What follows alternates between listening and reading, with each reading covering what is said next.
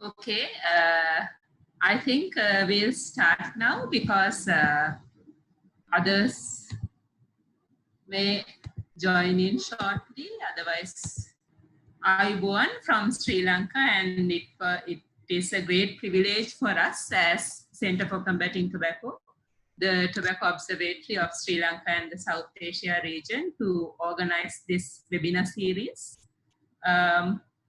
This is the first webinar of a webinar series which consists of 3 webinars, which would be in, second one would be in 2 weeks time, and another would follow at the end of the month after another 2 weeks time. We are jointly organizing this with the South Asian Regional Consortium Center for Combating Tobacco, the SARC CCT network, whom where we have partners in all the South Asia region, and with the assistance of International Union Against Tuberculosis and Lung Diseases, the Union. Today's topic is tobacco industry manipulation of children and youth in South Asia region. So without delaying too much, I would like to now invite Dr. Mahesh Rajasurya, the Director of Center for Combating Tobacco, to give a brief introduction to this webinar. Thank you, Manuja, and welcome all. This is the first webinar of our series.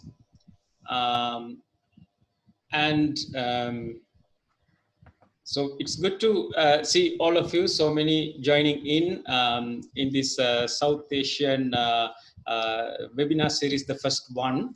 So today, maybe, you know, this COVID and the lockdown and this different lifestyle perhaps is taking us to greater heights. We are having more participation and lots of people joining in from different countries and communicating with each other. Let's look at the bright side of this whole change of lifestyle. Right, so we are going to talk about tobacco industry manipulation of children and youth in South Asia region. So this first webinar will concentrate on that topic. And if you ask the tobacco industry that if they actually target young people, children and young people, obviously they would say no, right? Okay, why? 2 reasons. One, because they are well known to lie. They have lied in the past, they will lie in the future, and they lie right now. The other reason is that is an interesting one, because the word children and the word youth do not appear in their vocabulary. They call them a different name: young adult smokers, or potential young adult potential smokers, or young adult consumers. That's how they, you know, that's how they run this business. They have nicely, you know, trying to tie these loose ends, and they never say that they target children or the youth. But of course they are interested in young adult smokers. Obviously, that is synonymous with children and youth in this field. So obviously they do. But this is an attempt, this webinar is an attempt not to prove that. Of course, it has been proven again and again. But this is an attempt to look at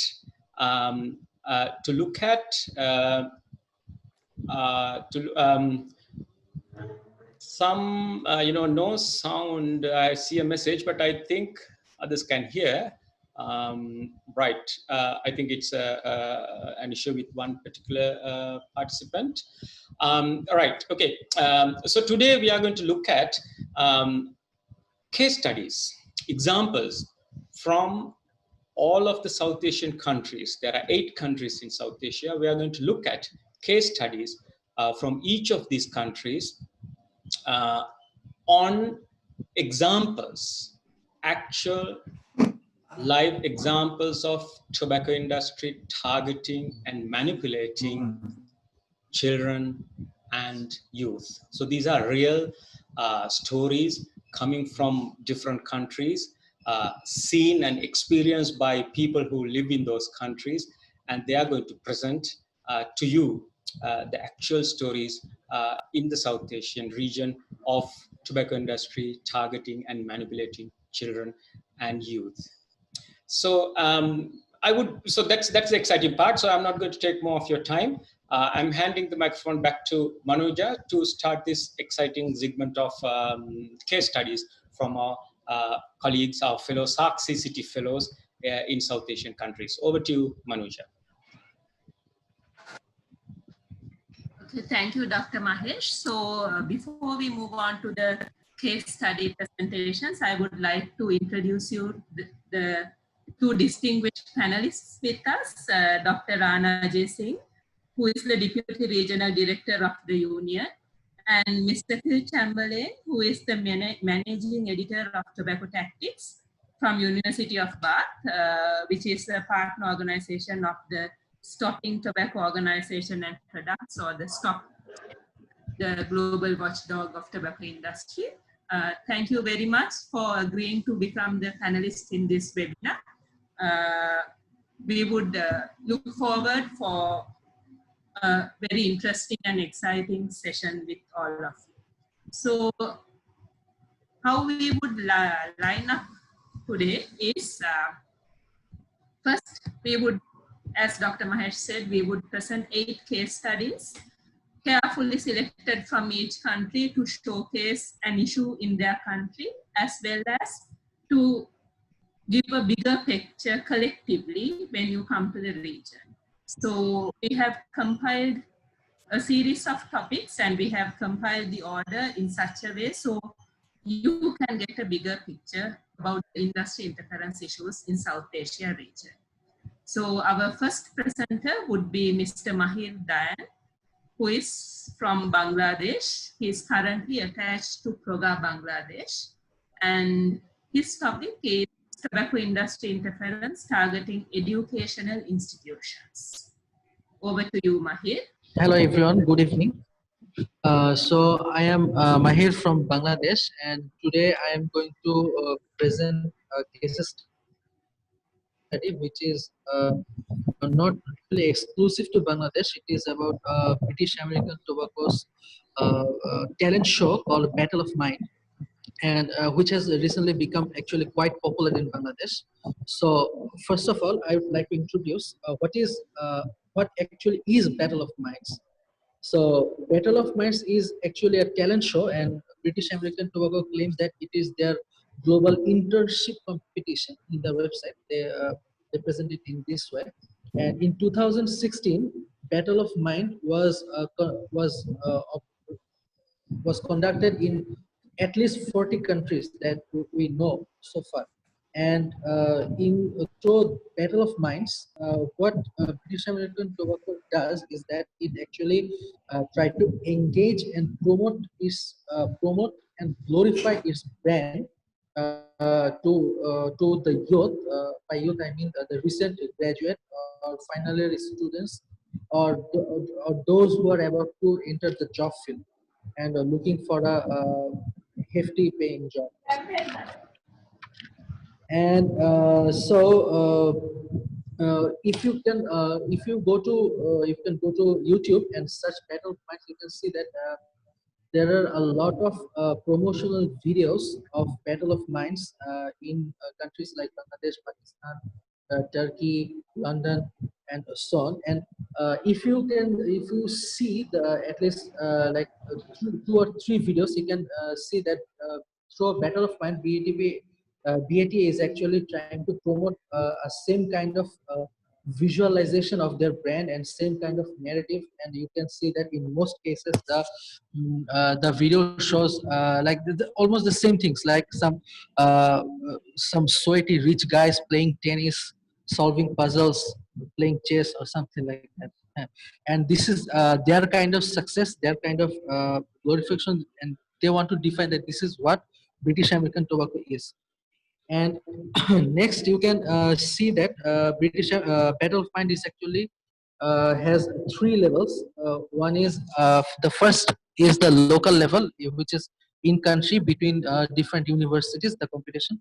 And then there are 4 regions. They divided the whole world in 4 regions: Asia Pacific, Europe and Northern Africa, America and Sub-Saharan Africa, and the US. And after these 2 levels, the competition goes global. I mean, the winners of the previous 2 levels, they compete in the British American Tobacco's headquarters in London. The grand finale of this year's was supposed to take place in April, but I think it was postponed because of the pandemic. So in the next slide, you can see how the Battle of Mind actually benefits British American Tobacco.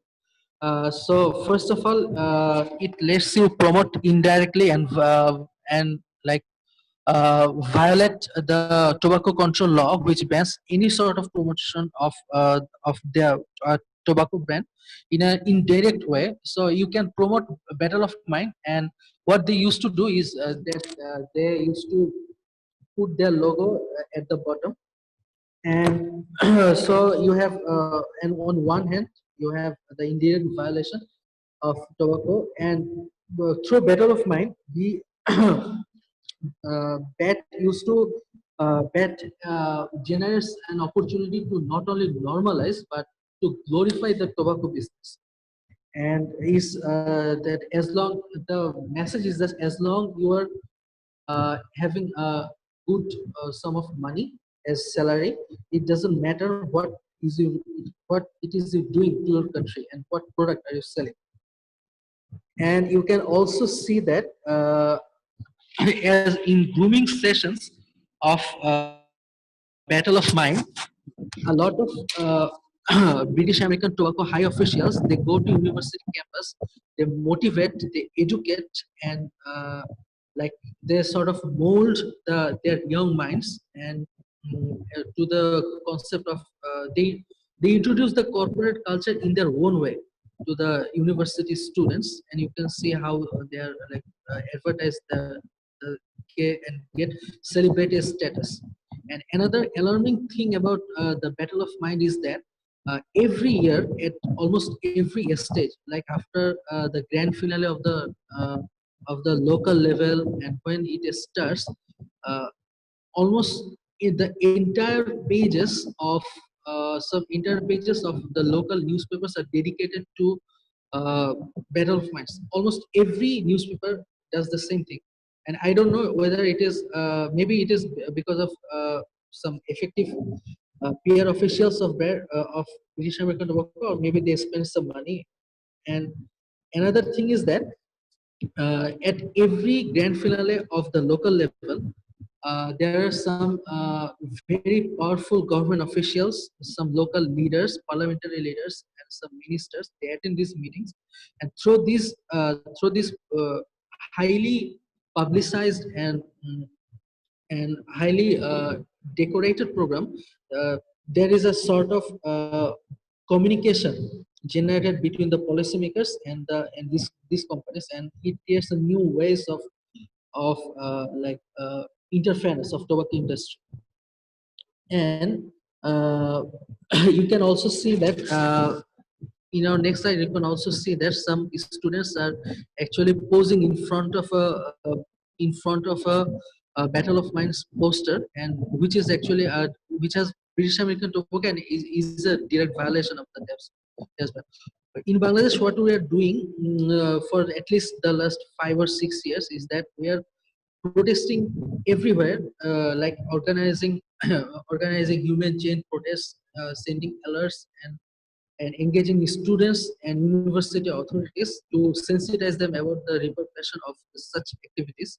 And and we are also engaging media as well to denormalize this such type of activities. And in recent year, there are actually a number of success stories, like the highest university regulatory authority, University Grant Commission, sent a letter to university authorities to stop the promotion of tobacco in Battle of Mind events, which I think to some extent is actually a half-hearted measure, because after the issuance of such a directive, the next month one of the University Grant Commission member actually joined the Battle of Mind competition as a mentor. So, and also we managed to denormalize the events to some university authorities, and they stopped the road shows and some seminars as well. And when we talk about Battle of Minds, what we need to remember is that this is not actually a local problem. This is actually a global menace, and a very successful promotion of tobacco brand and tobacco products at a global level. So if we want to battle like evil, like Battle of Minds, it needs a bigger collaboration among these countries. So this is all from me. Thank you.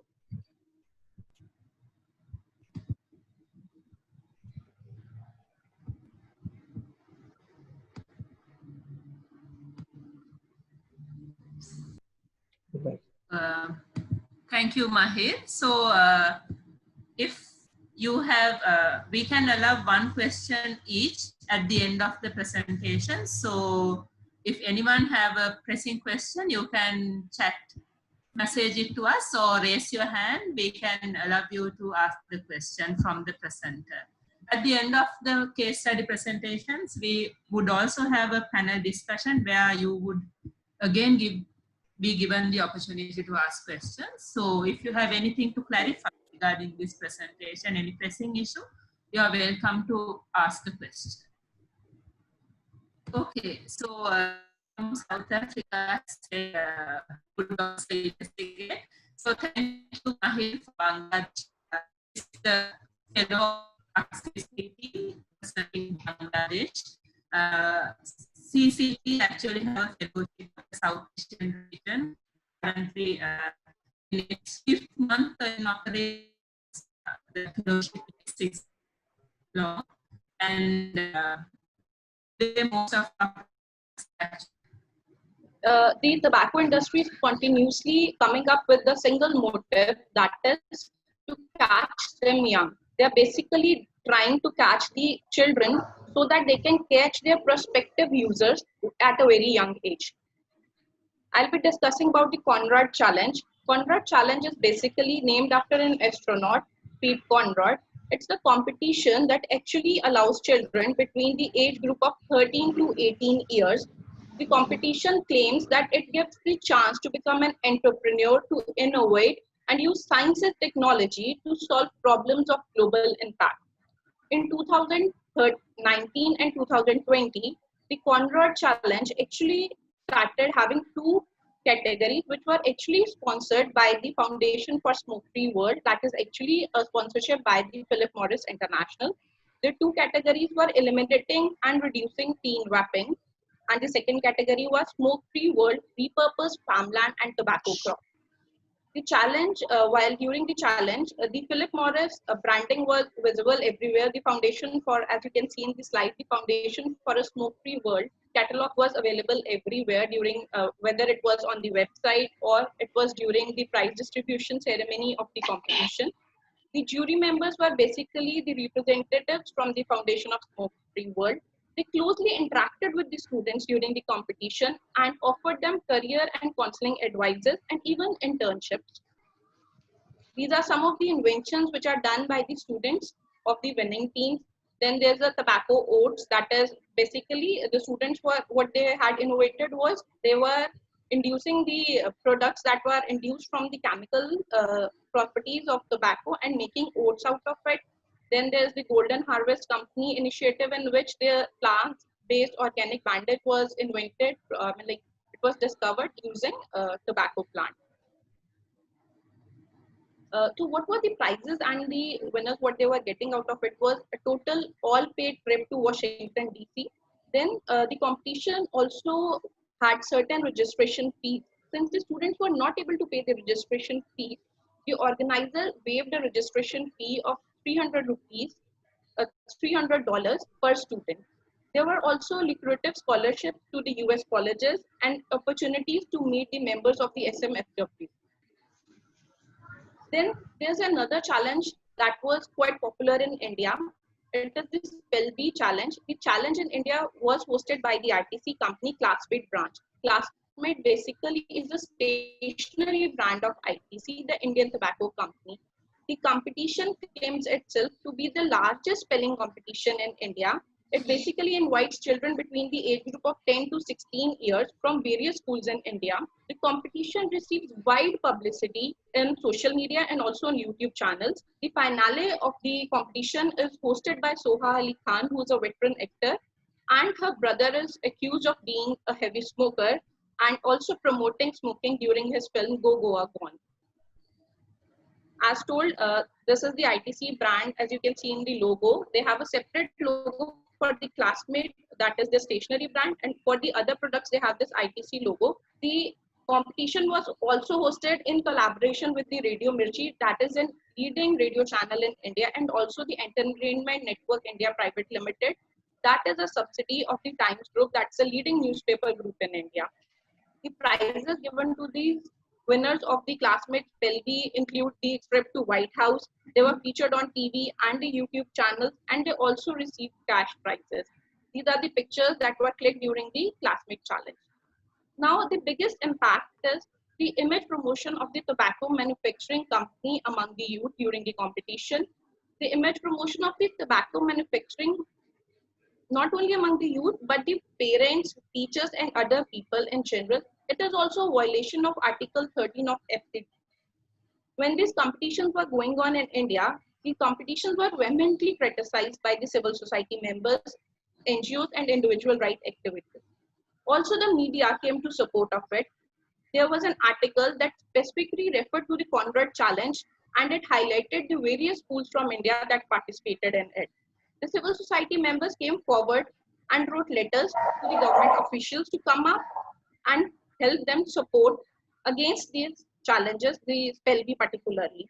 As a result, many schools backed up from this challenge, and people came to know that it is a challenge that is sponsored by the ITC, that is the Indian Tobacco Company. Yeah. I believe that together we can give our children a tobacco-free world. Initiatives by the NGOs, the civil society members, and the individual rights activists can do a lot to stop these competitions. Thank you. Thank you very much for that very inspiring and enlightening presentation. We can again give an opportunity to one question from the audience.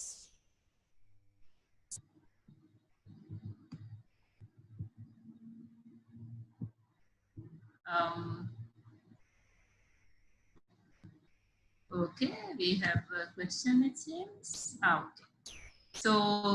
Okay. So we'll move on to the next presentation if there are no questions. Okay, so now we are moving on to a different sort of case study.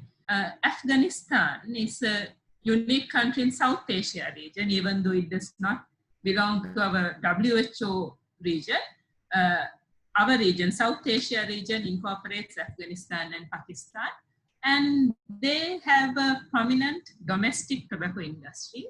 They do not manufacture cigarettes domestically, but they have other tobacco products that they manufacture. So I would like to invite Dr. Saeed Habib Adwal, our fellow from Afghanistan, to tell us about how the domestic tobacco industry targets children in Afghanistan. Over to you, Dr. Adwal. First of all, good afternoon to everybody, and hope everybody be safe from COVID-19. And thank you so much for giving me this chance. Yes, and you already explained that I'm very happy that in Afghanistan, fortunately, we do not have the industry for the cigar or any other tobacco products. Only we have that products of the sample products of tobacco domestically that we call, everyone know, the snap or naswar in the South Asia country. They are used, the people, this naswar or snap. So there are local home-based naswar snap. Other players are tobacco industry include Ama Trading, Asian, Esco, Nasib Area Co Limited, and SARC Abad, Tamanna Limited. Indeed, there are some different limited who are working for that. There is no domestic cigarette production at present in Afghanistan. Hopefully, and we wish to be not in the future too. Please, yes. So internationally, the people who have the trade in important of the tobacco product like cigarette in Thailand, and they have from the other country. So KT&G global expansion included Middle East markets. Al-Khuzay Group is a Dubai-based distributor that provided kit products throughout the region. Pen is the cheapest brand of the cigarette, which is available everywhere in Afghanistan, unfortunately. Marlboro and Denhale are also available in the market.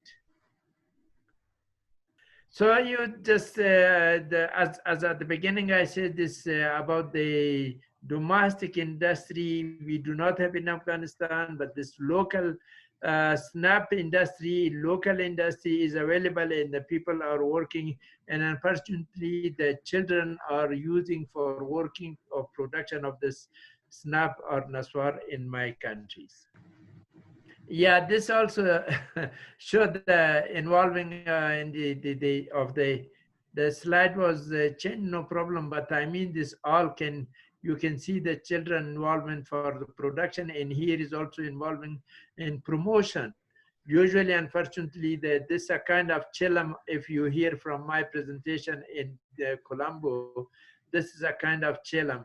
And the new kind of these thing is called kailan. In Afghanistan, unfortunately, the mafia have imported more of this kailan, and this another issue for the tobacco. And you see this in some of the family, that even mothers or father, their children is second smoker, and sometimes they became the first smoker of the cigar in the area, in the home. Yes, this also a kind of the production of the tobacco in naswar. Even unfortunately, we do since 1-2 years we have important of naswar from India also to Afghanistan. And it's a kind of we are trying our best. We have a very good law in our country for no tobacco or control of tobacco, and these are the kind of for the promotion of some shops.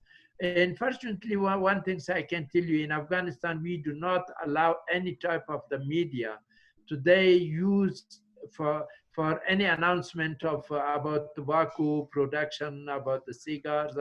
So this is completely banned in Afghanistan. In the only some of the poster and some of the things they can use it in their shops. And this is unfortunately another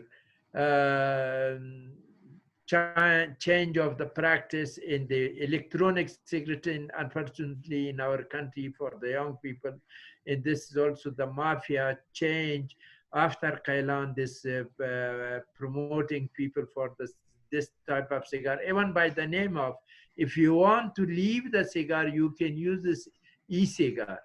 This is another type of propaganda and promotion of the people and the young people in the country level. In this is very bad, as you know. This can be cause heart disease and other type of more than the cigar and other type of the tobacco production. This is the last slide. Manana, Tashakkur, thanks.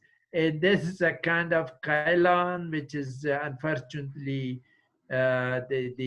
the restaurant and the hotel, they have a lot of brochures and something like announcing on in their restaurant and to encourage the people. But we want to make it cross. This is not good to use. Thank you so much, and hopefully this was just hope to be interesting for the people and have a good time and over. Thank you so much. Thank you very much, Dr. Arvas, for capturing the wide range of promotions. It's really interesting when you say that it ranges from the domestic industry to the very sophisticated multinational, the new products. So thank you very much. Any questions? So we can again accommodate one question if you have any pressing issue to be clarified.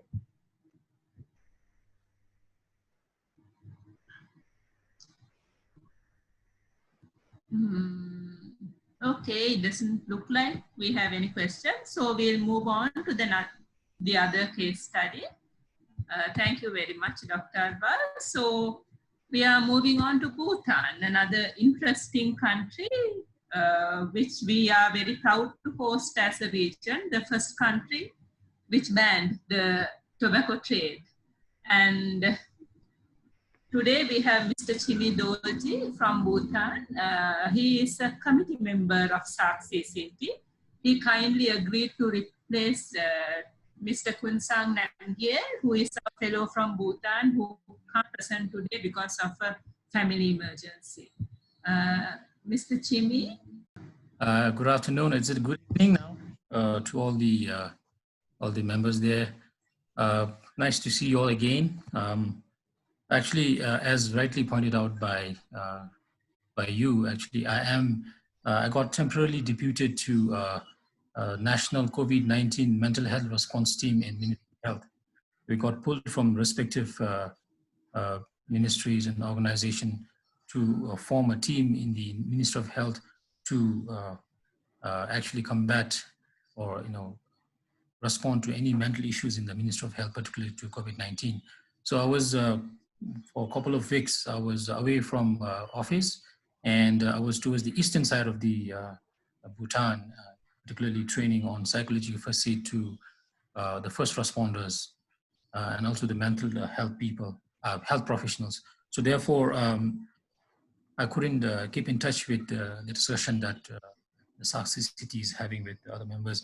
But then I came to realize yesterday, Dr. Mahesh informed me. So I said, if my fellow is not able to join, because he's also one of the first responder right now, and he is busy. So therefore, I took up the charges. And I'm sorry, I don't have a slide, but I'll just quickly run through the interventions and the kinds of actions that we have been doing until now.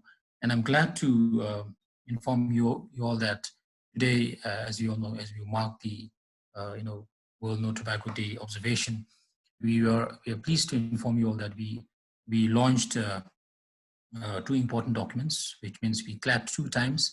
It was chaired by the Health Minister in presence of representative of World Health Organization in Bhutan, and the Secretary of Ministry of Health, and the Director General of Bhutan Narcotics Control Authority, the Secretary of Ministry of Education, because the theme, as you know, it has to be from these many people, these many agencies. So with other stakeholders, we launched in Ministry of Health today, despite the physical distancing and the social distancing we need to follow at this very moment. We're happy to say, as I've said before, we launched 2 important documents: the Big Ban, which highlights Bhutan's journey towards the tobacco-free society, as you see in the slide, and another one is the survey, Global Youth Tobacco Survey 2019. We launched 2 reports, and we are again happy to say that there is a decrease in overall prevalence of tobacco in terms of percentage in the latest survey. So we will discuss with the authority and then let you all know if you're interested, we will share the soft copy later on about the Big Ban. as I have actually also circulated to the committee members about the things that we have in Big Ban, as the cover page itself says Bhutan's journey towards the tobacco-free society. So in there, what is unique about Bhutan is we have, unlike what's happening in other countries, we have a spiritual, from the spiritual perspective, we have tobacco intervention. I know it's doing very well with the modern tobacco policy. So this is actually a kind of a weapon for Bhutan. If we are able to do it well, is because of this. And Bhutan as such is the first country in the world to ban the sale of tobacco, but we do allow people to import cigarette on personal consumption. So therefore, at this, on one front we are banning it, at this other front, although it's for personal consumption, but we see there are a lot of smugglings going on, and we have a lot of challenges when it comes to tobacco industry's interference to Bhutan. Since we have a very strong law that doesn't allow, law strictly, it doesn't allow cultivation, harvest, distribution, supply of tobacco products. We don't have a tobacco industries in the country. Domestic, industries manufacturing tobacco. The problem that we are facing is totally based on the imports from the foreign countries. So the tobaccos that we see in our country is actually all imported from, particularly mainly from India, since India is a neighboring state. So from there we get the tobacco, and we have a series of cases on tobacco smuggling. And recently, just when we had this, government of Bhutan, we just closed the border because of the COVID-19, to contain the COVID-19 coming to Bhutan. So the people took advantage. Now because of this, we have to seal the border and we have to enforce it. It's in the process because of the fact that we have heightened the surveillance and enforcement of, by manning the borders. We could catch a lot of smugglers. Actually, we caught a couple of people, and they are sentenced now as per the law, tobacco law that we have in the country. And the only influence that we are having from tobacco industries to our youth is the general one, is the inherent one. For example, if I am to state some of the cases, is that the Bhutanese, we watch movies as well. From the movies we get influenced. Some of the regional movies we watch, Indian movies, and the youths are getting influenced because of the the characters that you see in the movies. But as such, we can see brand-wise, we have Wilson, we have Marlboro, and those common products coming to Bhutan. But as such, as I've said before, we don't have tobacco industries in the country. So influence that we're getting is from the tobacco industries that are there in the neighboring countries. And the interventions that we have is basically on strengthening of our inspection, intervention on supply reduction division. And very good thing that I'm pleased to share with you all is now we are in a process of, we got a clearance from the cabinet to conduct national interest analysis on the illicit trade of tobacco. We are in the process of, we are currently assessing and carrying out national interest analysis for ratification of WHO FCTC protocol to eliminate illicit trade in tobacco products. So this is something that we wanted to show and let the members know that we are onto a big step. Although we had, this is something that we had to be done a long time back because of some issues we had, because the proposals came and then because of the election timing, we couldn't further proceed. And then this time we are then pushing up, and we are organizing Bhutan Narcotics Control Authority, collaboration Minister of Health, organizing a consultation meeting with the stakeholders. So this is a very good news I can share to our members. And other than that, as I've said before, still it's a challenge, but we don't have other, tobacco industries actually intervening like we see in the earlier slides about the different names. Some of them I'm hearing for the first time, but it's a very good thing I'm hearing from the countries, regional countries that you all are presenting here. So unless, I think maybe as I've said, I mean, as you all said before, if you have questions, then I'll be able to try my best to answer. Okay. Yeah, thank you, Jimmy. Yeah, thank you, Jimmy.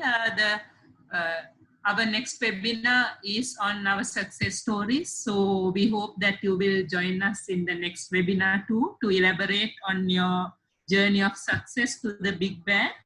Yeah, so any questions from the audience? We can accommodate one question if you have a pressing issue to clarify. Okay, so there seems to be no questions. Okay, there's one.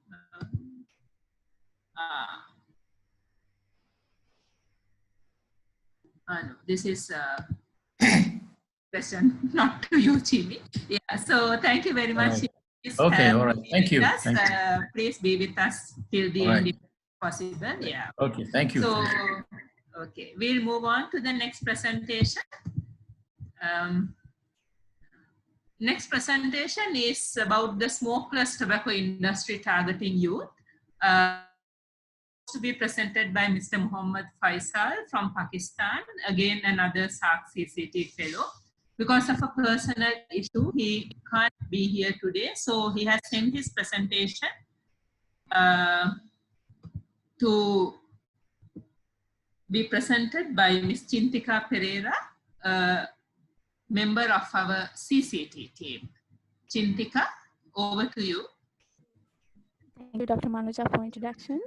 Good evening to all of you. I'm Chintika Pereira, Project Coordinator of Center for Combating Tobacco. I'm going to present how the smokeless tobacco industry targets youth in Pakistan.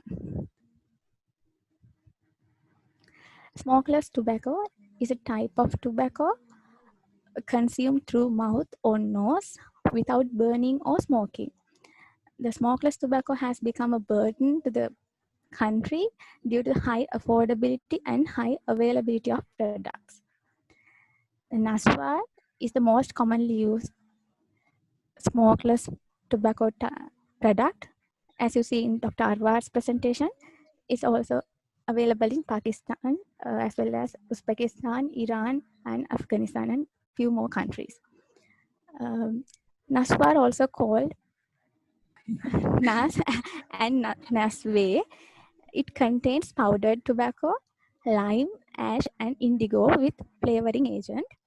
Naswar can be placed between lip and gum or between cheek and gum.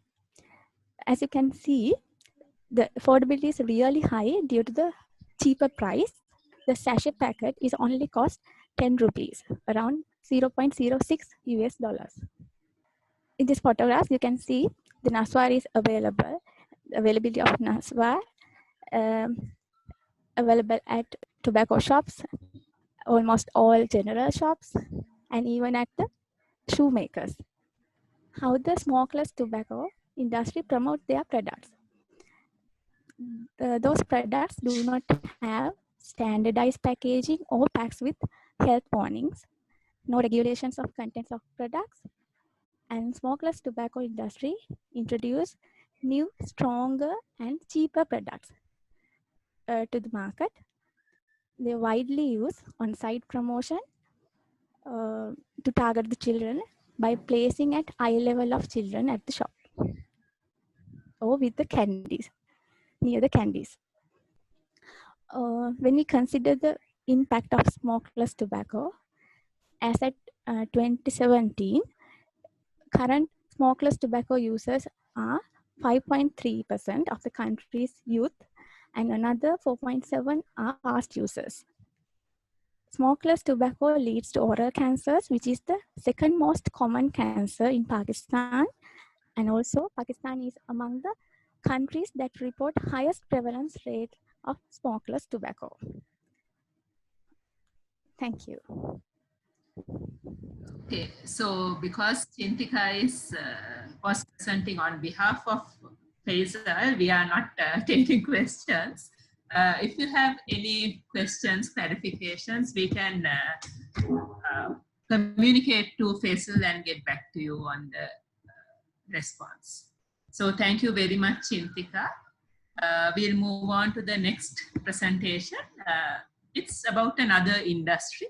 So we discussed smokeless tobacco industry, we discussed the domestic tobacco industries, and we discussed when there's no industry to intervene. So we have a new industry, Shisha industry, targeting youth in Maldives.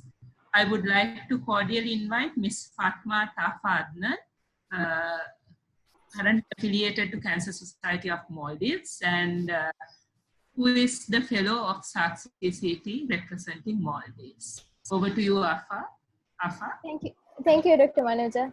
Hi, everyone. I'll be presenting on Shisha industry targeting youth in the Maldives. Shisha industry is,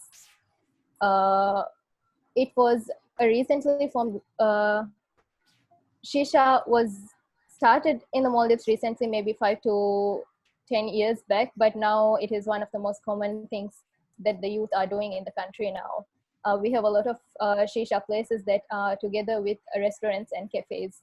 A lot of restaurants and cafes serve Shisha. How Shisha industry targets youth is by attractive advertisements and together with other activities like football, watch football with Shisha music shows, along with tourism. And as a tourist activity also, we are seeing it being promoted. The flavors are named with as fruits and desserts, and makes it seem like a healthy product, and they make it look like a cool thing to be doing. So we have the Tobacco I just want to talk about the Tobacco Control Act first. We have the Tobacco Control Act, and it prohibits advertisements of any sorts of tobacco. And in the Maldives, we do not see TV advertisements, we do not see posters, banners, anything promoting tobacco. But on social media, there's no regulation to regulate social media promotion of these things, and social media is the best way to reach to the youth. We see the first photo is for iftar break. So during Ramadan, after fast breaking, the photo says take a shisha break, and the second one is foot and shisha, and the third one is also for breaking fast and shisha. These are with other activities, and we've also seen them promote Shisha with music shows. They have the music bands performing, and they have the Shisha at the Shisha places. As a tourist activity, this has started quite recently, actually. The first one is also from a resort. It's a very nice picture, and there are two girls. And we also noticed that they're also targeting Shisha more to females than males. And the second one is floating Shisha on a coral garden. I don't think we would see this anywhere other than Maldives. And this has become a promotional way for tourist activities and resorts. During the COVID-19 lockdown, we've been seeing Maldives is still in lockdown until the 11th of June. And we're seeing that they deliver Shisha. This is not, we did not have this before, but for the lockdown, they've started delivering Shisha. And today I also saw that they deliver together with the whole Shisha, and they deliver the tobacco product separately as well. Shisha has become a culture here in the Maldives. A lot of restaurants and cafes are serving Shisha. Shisha is being promoted as a tourist activity, and in the resorts and in the islands that have local tourism. Tobacco use has increased vastly over the last few years. Use of tobacco among females have also increased. We do not commonly see females smoking at cafes or restaurants, but we would see smoking cigarettes at cafes or restaurants, but we would see very commonly females, males, young groups of friends sharing Shisha at the restaurants. And I also want to add that there's no mechanism to check. We have the Tobacco Control Act prohibits serving tobacco to anyone under the age of 18, selling or serving.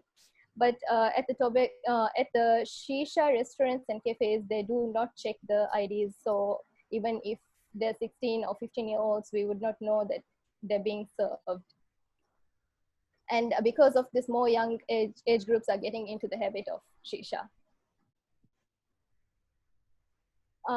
This is a screenshot from the WHO report, country report. It shows that cigarette smoking females is 2.3, but tobacco smoking is 8.9. This could very much include shisha, and I think this is from 2009. This would be so much higher now, I think. It is our biggest problem is that we do not have a regulation to regulate the social media advertisements of shisha, and because of this, the youth are being targeted very easily. And when shisha is being served at the restaurants and cafes, it also comes with no warnings. We have graphic health warning on cigarette packs since last year. We do not sell single stick cigarettes, but shisha comes with no warning, text or graphic. So that is also another issue that we face. I think this can be regulated through the Tobacco Control Act with other regulations. Thank you. Okay, thank you very much, Afa. If there are any clarifications to be made, we can give an opportunity for one. Okay. Okay, so Yaswan is asking about smokeless tobacco use in Sri Lanka. Yeah, we'll discuss control measures in the next webinar. Thank you. So we'll move on to our last two presentations, which are from Nepal and Sri Lanka. Those two case studies are discussing two other ways of promotion. One is corporate social investments, and the other is promotion via social media. So I would like to cordially invite Mr. Bisha Kafle, who is the Secretary of the Health Journalist Forum of Nepal, and who is the Fellow of SARC CCT representing Nepal. Over to you, Bisha, to talk about CSR activities targeting kids and youth.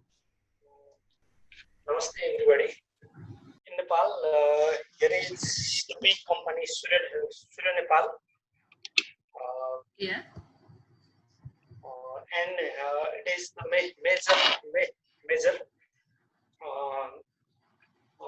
selling tobacco country of Nepal, and here are other tobacco industries also, but the main product and the market is covered by Surya Nepal. Then it is manipulating the youth in Nepal to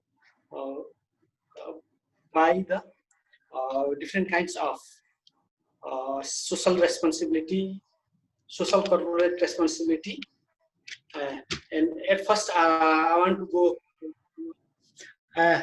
go to the situation of youth, smokers of youth of Nepal. Tobacco uses of youth in Nepal.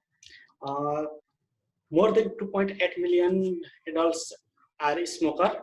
Among them, 28% men and 7.5% are women, and 18.3% of adults are use smokeless tobacco.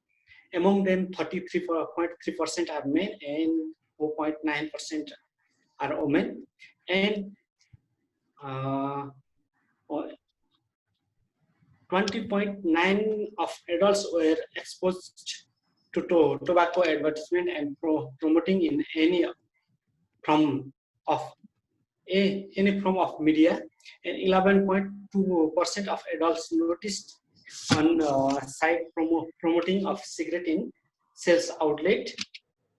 and how the Surya Nepal manipulating youth. We can see Surya Nepal have different kinds of product, other kind of products also, and what they use same kinds of logo. Then Surya Nepal is the joint owned by ITC Limited India and British American Tobacco Company, and it conducts the different CRS program targeting the youth. And we can see 4 different CRS program of Surya Nepal, but the logo is same, which is used in cigarettes also. Then the first one is Khel Pariyatan, it means sports tourism. Sports tourism, and the second one is Prakriti, nature. The third one is Swasthya, health, and the fourth one is Asa, hope. And yes, next. Then it is the Surya Nepal Asa program, which is targeted by young women. It is, you can see the picture we have behind. There are so many women, and every year more than 3,000 young women, young girls involved in this program. It's Surya Nepal Khel Pariyatan, it means sports tourism, and it is the biggest tournament of Surya Nepal, golf tournament of Nepal. And in this tournament, every who involved and who wants to, who goes for watch, he have to wear jacket and cap. Here is the logo of Surya Nepal. Then it is the trick to publicity of the cigarettes, and it is the nature, Surya Nepal nature, Prakriti. Then in this event they used they used their logo and do the different different things. For example, last year they planted more than 1,000 trees in a city, and after planting that cities, they covered and put their logos in there. And the next one, they make a school in near the Pokhara Valley. No, and they involve school children, and they were wearing the cap with the logo of Surya Nepal. And the next one is Surya Nepal Swasthya Health, and in this event they used to provide the primary health care who are in low income group people. Then they says they are doing the health camps, hygiene, family planning program who are affected by HIV/AIDS, and they told that women and children, they cares women and children health care. But when they goes for these events, they put the cap, and in cap there is the logo of Surya Nepal, and they bring the other materials also where is the logo of the Surya Nepal's, included the logo of Surya Nepal's banner. Then other CRS activities, they have done rally, publicly rally, where the maximum are involved, the youth are involving, and they make you can see the right side of one building. It is the school building which is built by Surya Nepal, near the Pokhara Valley. Then, yes, this much. Thank you. Yeah. Okay, thank you very much, Bisha, for highlighting this wide range of CSI activities that incorporate women, children, youth, sportsmen and women, and especially young women. It's really interesting to see this wide range of CSIs happening. Any questions to Bisha? Any clarifications from the audience? Okay, so we'll move on to the last presentation. It's our case study from Sri Lanka. It's about social media promotion targeting youth, presented by Ms. Hiruni Vijay Surya from CCT. Over to you, Hiruni. Thank you very much, Dr. Manuja. So today I'm going to talk about social media promotions targeting youth. First of all, I would like to discuss about the legal background on social media promotions in Sri Lanka.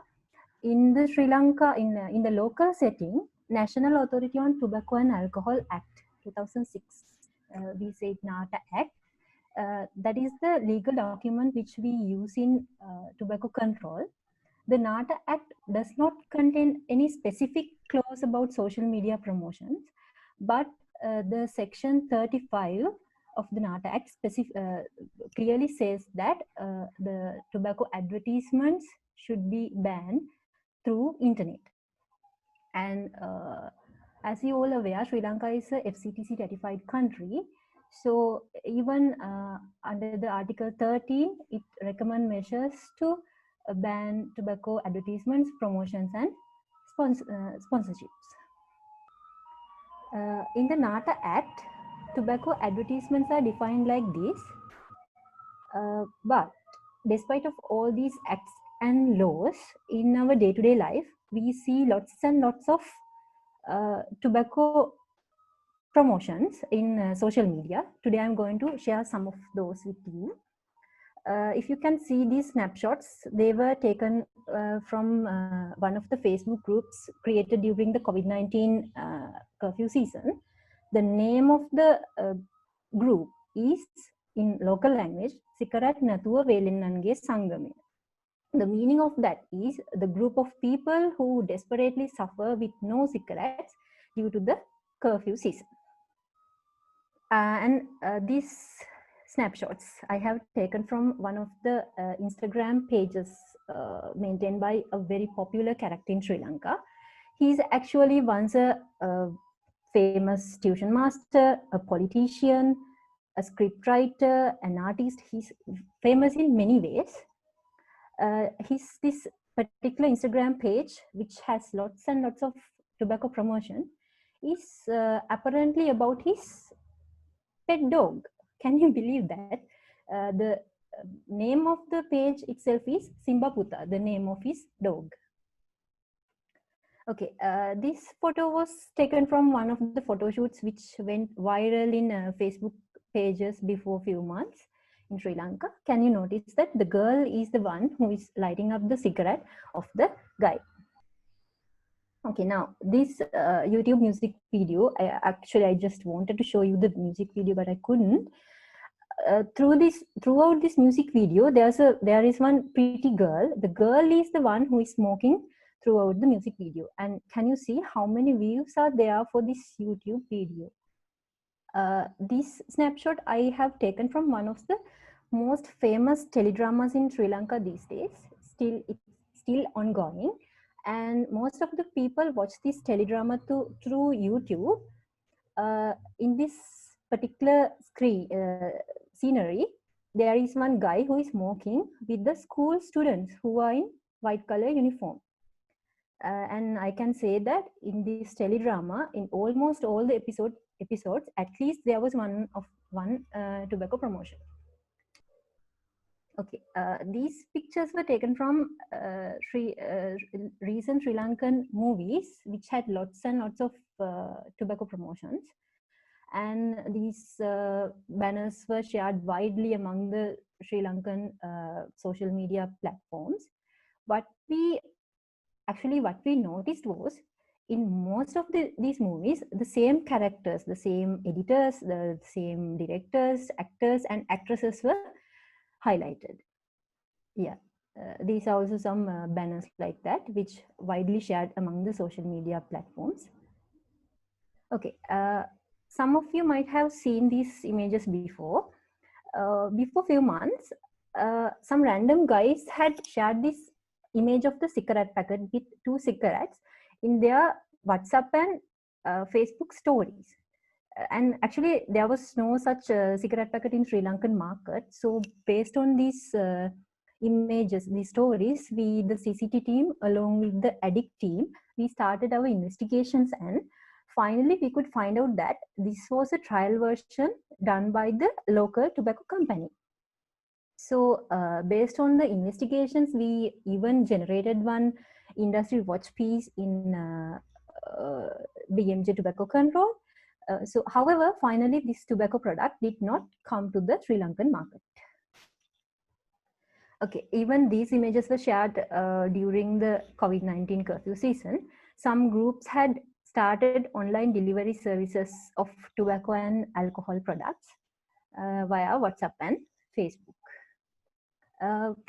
Organizing events and parties through Facebook is also one of the most common thing, even in Sri Lanka.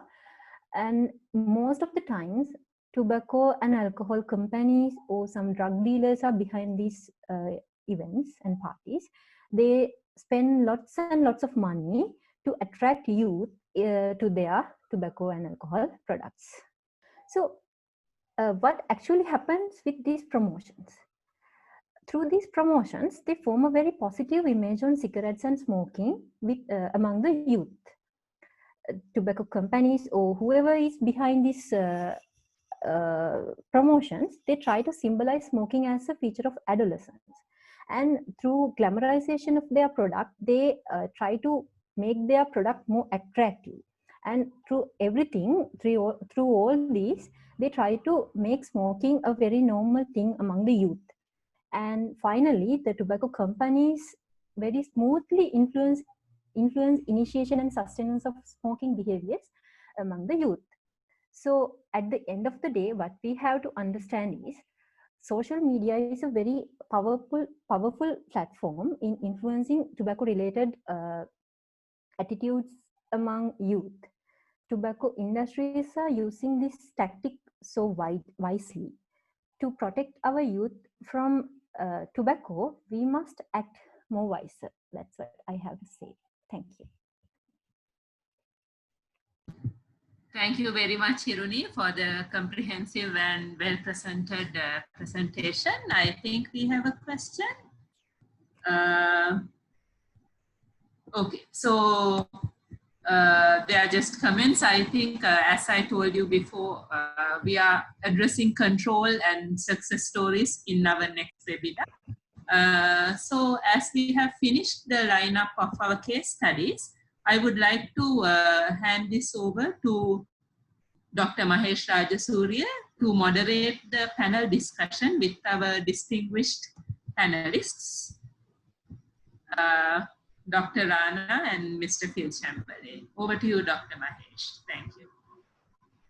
Thank you, Manuja. So it was an exciting session of various case studies, but since we have gone over time, so I'm not going to comment on them. We have eminent panelists, which includes you as well, Manuja, today. I'm so happy to have this diverse, great panel to discuss about what we have heard so far. Just to remind panelists, just one point, that is, the next webinar is going to target or focus on how to protect youth. So the current webinar, today's webinar is on how the industry targets the youth. So Dr. Rana J. Singh, Deputy Regional Director, the Union India, our very good friend, always behind us, and a tower of strength for CCT, Center for Comparative Tobacco, and especially for SARC CCT. So Dr. Rana, over to you. My first invitation is to comment about what you have heard and seen today from all these South Asian countries. Over to you, Dr. Rana. Good afternoon to all of you, and thanks, Dr. Mahesh, for this webinar. I think this is very timely as per World No Tobacco Day theme. So thanks to all of you. So thanks also to all the speakers who have shared their country presentations, case studies from their respective countries. So these are what we have seen from these 6 or 7 presentations. These are some of the ways through which tobacco industry manipulates or targets youth. So I think they were excellent. And at the same time, Dr. Mahesh has already informed that in the next webinar, they are going to share what control policies are there. But definitely it will be good even if all these experiences, only this case studies will be complete only if we also mention what are the current legislations available in those countries and what actions were taken.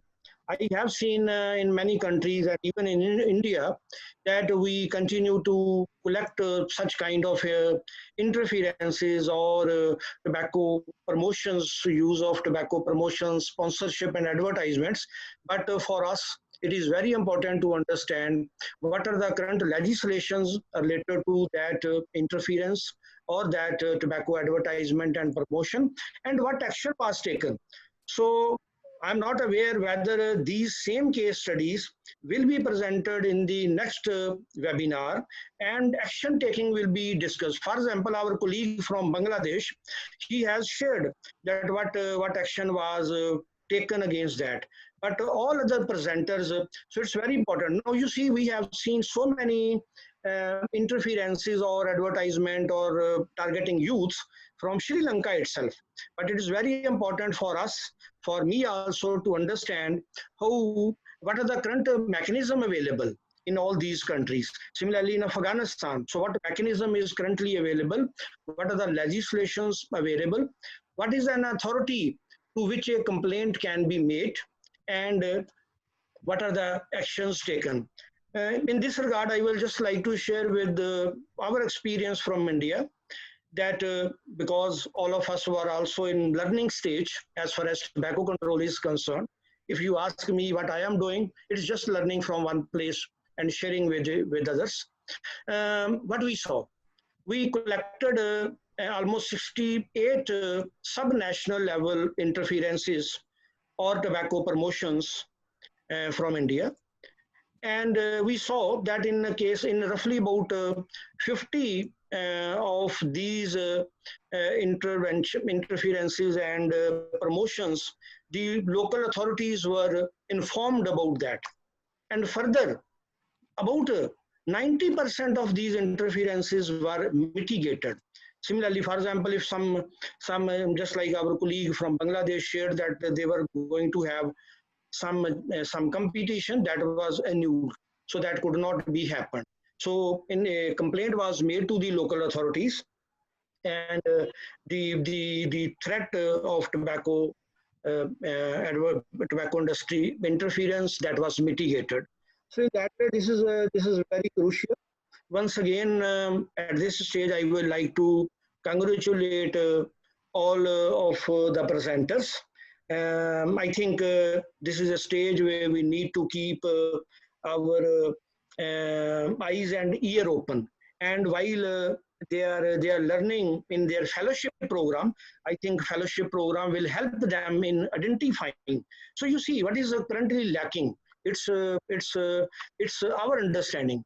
It's our understanding. Even if we are not aware, even if some interference or some promotion is happening just beside us, we may not be aware.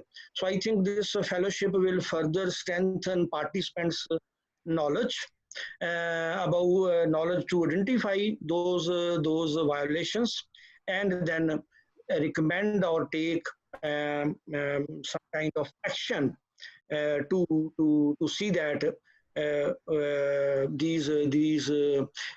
manipulations by tobacco industry, they are minimized. So congratulations once again to all of you. Over to Dr. Mahesh. Thank you. Thank you, Dr. Rana. Thank you very much for those insightful words and encouraging words and the guidance. And we are definitely going to share this webinar recording as well as the individual case studies with the next, resource persons for the next webinar. And we'll make it available, the recording available for all the potential participants of webinar 2 to have a look before we do webinar 2, because webinar 1 and webinar 2 are quite linked to each other, unlike the webinar 3, which is slightly different. So thank you for bringing that up, Dr. Rana. So next, I would like to ask Mr. Phil Chamberlain, a very good friend from UK, managing editor of Tobacco Tactics, University of Bath, which is a partner in Stopping Tobacco Organizations and Products, the STOP, the new global watchdog and the giant in tobacco control. So we are very happy to have Phil with us. So Phil, what do you think, and what do you make out of the presentations that you have witnessed so far? Over to you, Phil.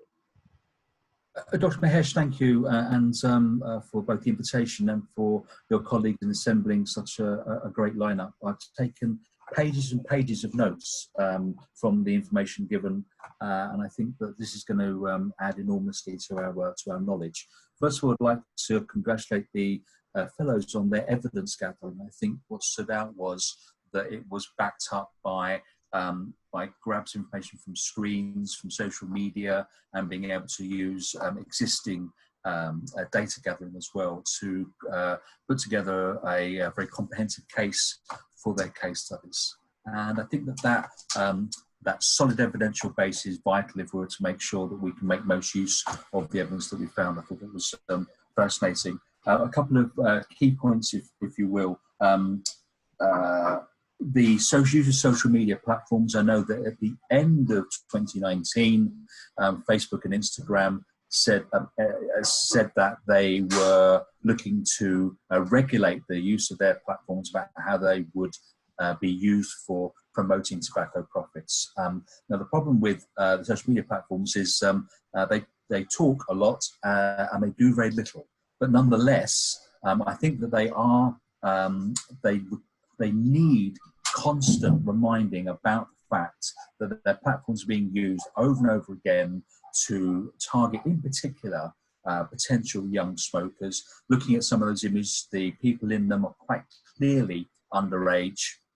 In fact, they should be using models, if possible, who are looking definitely over 21. And so there seems to be a prima facie case here of their platforms being abused for promotional purposes. And we need to make sure that we both gather information and then target the companies themselves, because they may well feel that that this is at 2 or 3 steps from them taking place a long way from the headquarters, but they are vulnerable, I think, to being embarrassed. Their platforms are being abused in this way, and in many cases quite blatantly in the way that they're being used to highlight and show tobacco in a positive way against young people. So I think that their lack of self-regulation, if you like, needs to be continually challenged, if you like. And the other one, I think, is about how we're seeing traditional products reused and repackaged. And the industry is very good at finding traditional products, if you like, and then rethinking about how else you can do it. And I thought the presentation for Maldives was a good example of this, where it was looking at a very traditional product and trying to think about new markets. And being able to spot how this is taking place and then to be able to counter, I think, is vital. So some of its next generation products, as it calls it, are actually very, very traditional products. And I think that looking at how it can expand out on both smokers and shisha is one example of that. A couple of other quick ones, if you would. I think that there are a couple of areas where obviously British American Tobacco is implicated in a number of places because of its prominence within the region. And I think that it's incredibly vulnerable to areas around where it's shown to be complicit in marketing to children. It would be extremely embarrassing for its London headquarters to be implicated as such. And I think we need to make sure that information is made as prominent as possible there. I also think that in the example around the Maldives, around the use of the tourism industry, again, one would think that the tourist companies would be shocked and appalled to be associated in that way. And I think there needs to be a denormalizing, as they said, about how shisha is an acceptable form of tourism, but actually you are complicit in promotion of an area which it causes damage and is a breach of tobacco control laws.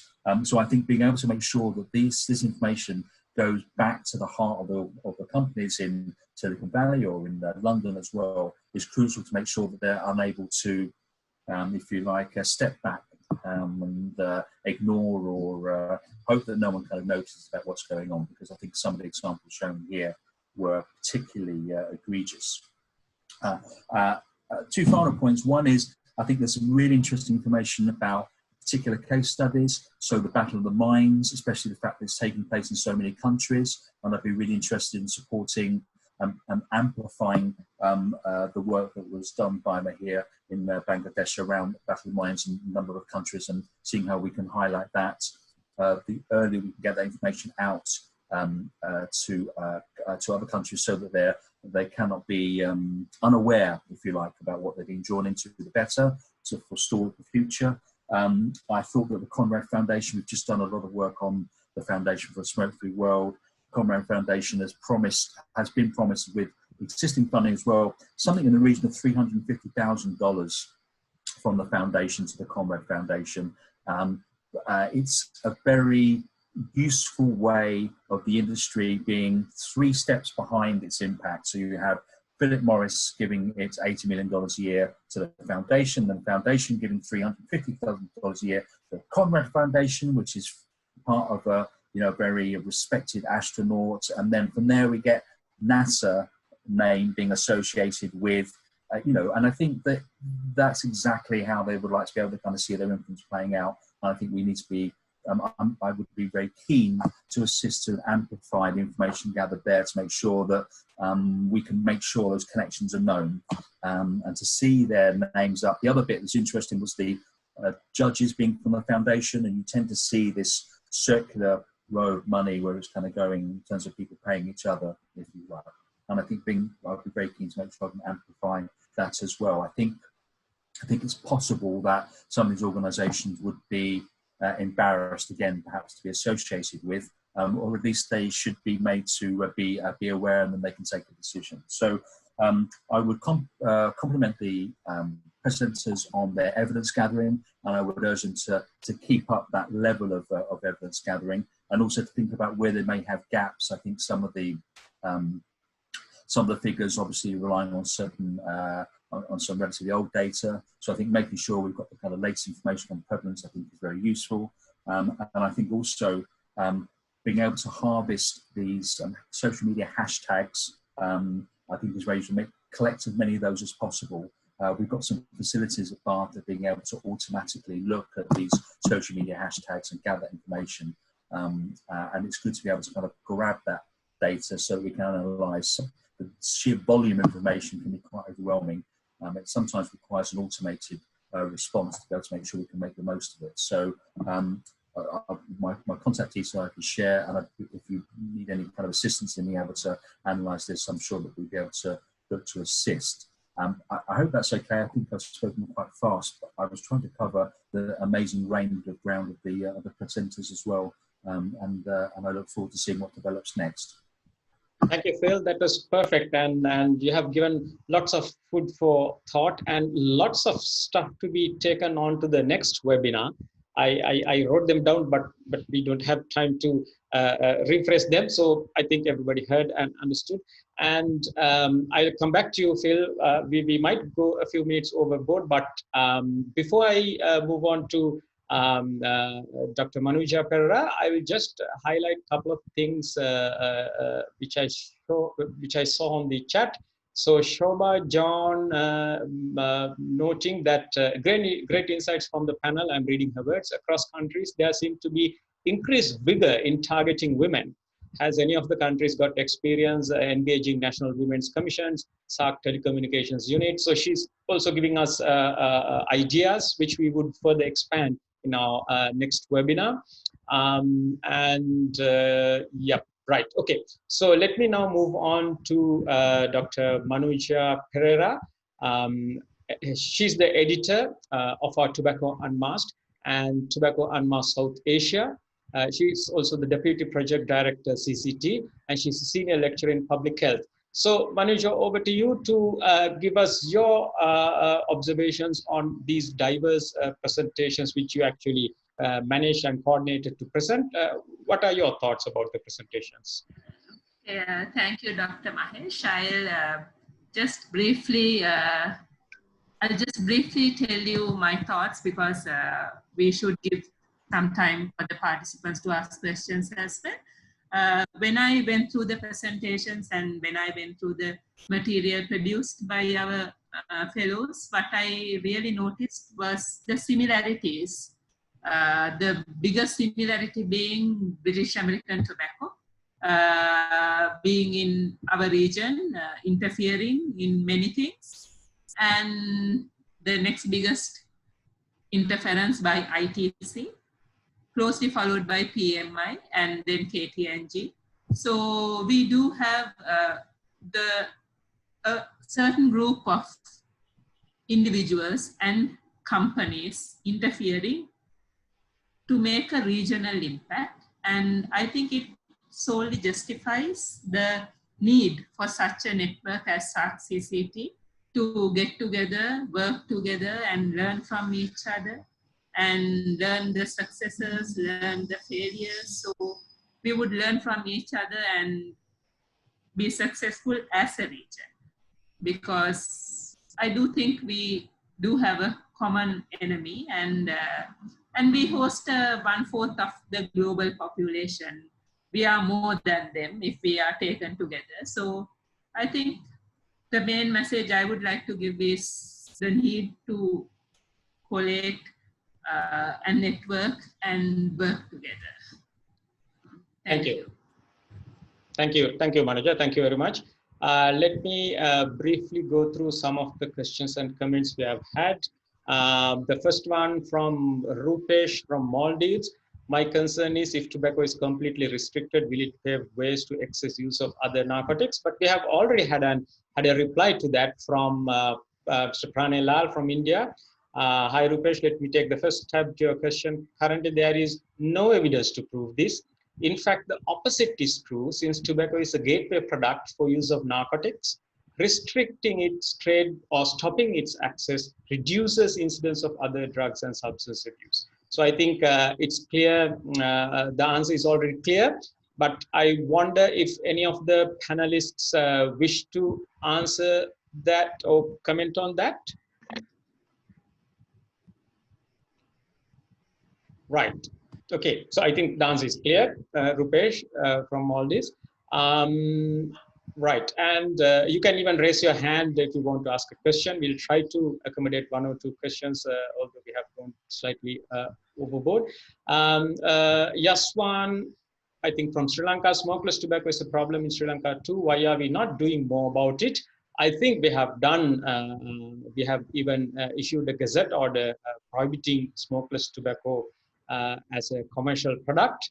But I think we would talk more about that in our next webinar. And then wonderful session, very good presentation. Tobacco, yeah, it's evident that tobacco promotion through online media is emerging. So what sort of measures can be taken by the government and the tobacco controlling authorities to mitigate such efforts? I think we are all, so I see a lot of passion and inspiration here. I would read this comment as well from Dr. Rojit Malaka Disanayaka. Thank you everyone for your interesting presentations. Impact through social media, teledramas and movies is very serious, and this is a very good eye-opener. It's high time to take active measures to address the issue. So everybody seems to be quite motivated and inspired by and correctly concerned by these presentations and talking about what let's do something about. We can't wait. We have to do something about it. But we are going to talk more about that in our next webinar. So I think as a perhaps the final round of talking for our panelists, I would like to now ask Dr. Rana Singh. Dr. Rana, so yes, we have looked at many aspects. Anything else you want to share with this interesting audience, excited audience, inspired audience before we conclude this webinar today? Dr. Rana, over to you. For any final? Yes. So thank you, Dr. Mahesh. I think there are some excellent suggestions for all of us. So at this platform, I would also like to share the union's position on e-cigarette, which has recently been released on 27th of May. So that is very much relevant to the current day's theme as well as World No Tobacco Day theme. So this is fourth position of the union. And as our understanding since 2010, I remember that first time when I heard of e-cigarette in 2010 and about the product. So since then, many things have happened related to our understanding of e-cigarette. And in that regard, union's position and position of all other organizations that has been changing. So now union as a final, as one of the latest position. So we have that where bans are best, while low and middle income countries must prohibit e-cigarette and heated tobacco product sales to truly tackle tobacco. So it says in low and middle income countries, e-cigarette and HTPs are being aggressively introduced and marketed, often with little or no regulatory framework in place.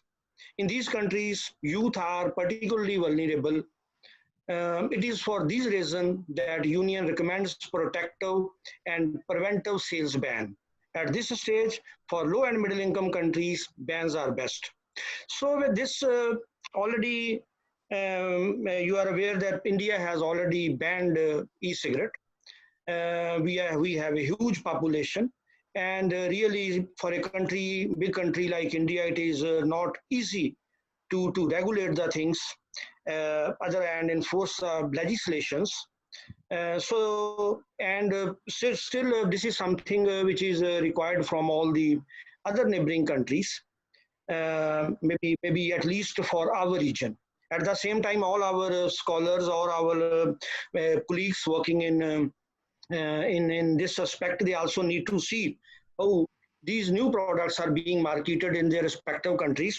And we would be very happy to know about any case study further, maybe next webinar or maybe later on on CCT website. And further, finally, I think as Dr. Mahesh mentioned, it is time for action.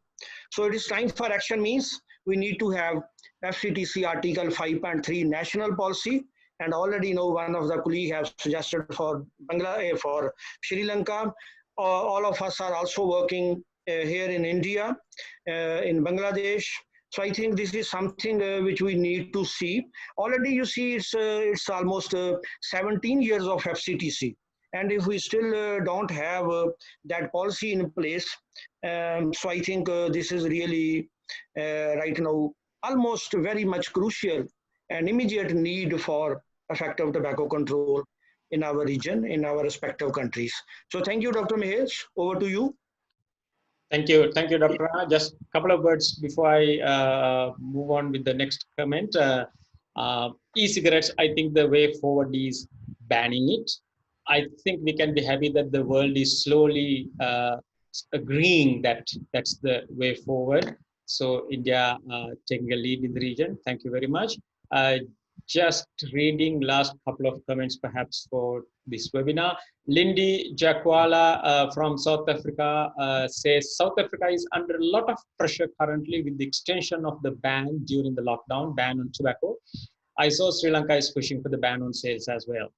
Thank you, Lindy, for your encouragement. And from Jimmy Doji, wondering how we can prevent people from using social media as a platform. I think Phil was trying to answer that question, challenging social media platforms about self-regulation and so on. So, but we will definitely discuss this again at the next webinar. So, Phil, before conclusion, how do you want to contribute in the second round and the final round of panel discussion? Phil, over to you. Thank you, Mahesh. And just good to see Jimmy Doge from Bhutan again. I've met him last year, and I was really interested to see his contribution then and now. And I think his question around social media is key, because it can feel like an out of control, something which is we're unable to regulate in any way. I think that the focus isn't on the people contributing, because there are so many, and the industry will use so many actors, third parties, etc., that we will always be trying to catch up with the next person. The focus needs to be on the platform itself to take responsibility, and increasingly it tends to put up a platform and then walk back and let everybody else, like a kind of Wild West gunfight, take part. And instead it needs to be made responsible for what is taking place on its platform, indeed what it's earning advertising revenue from. So the focus, I think, needs to be on targeting the owners of the platform to take responsibility to make sure that